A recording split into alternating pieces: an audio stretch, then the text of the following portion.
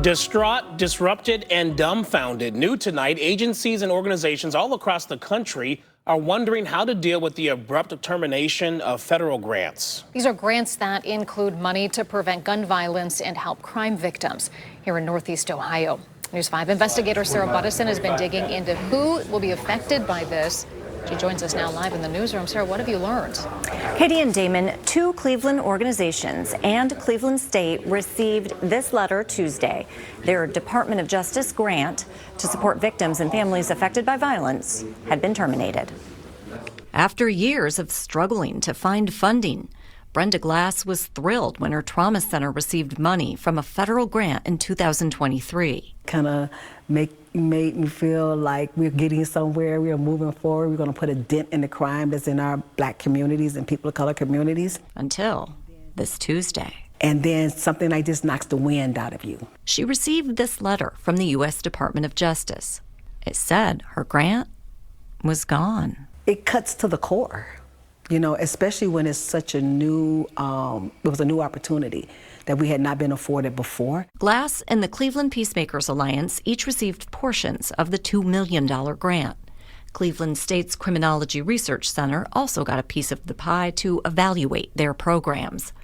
The DOJ's letter says the grant was terminated because it, quote, no longer effectuates department priorities. It depends on what you consider as waste. And so it sounds to me like you consider people of color as waste, because that's what this funding is actually supporting. And a social worker gave me Ms. Glass' number.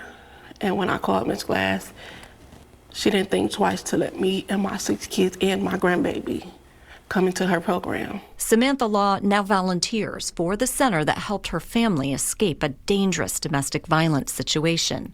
Staff helped her find housing, drove her to court hearings and other appointments, and provided therapy. Without this program, I don't know what a lot of people would do.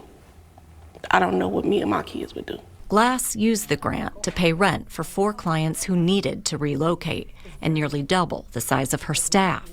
She says the money to pay them may be gone, but her work will go on. I cannot allow that to just end because the federal government doesn't think that we're worth saving.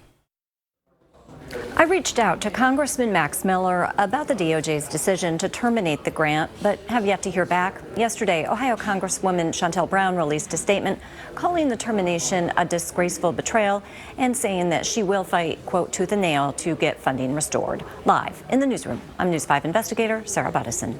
Yeah, you can really hear the concern in their voice there. I know you will keep us posted as you learn more on this. Thank you.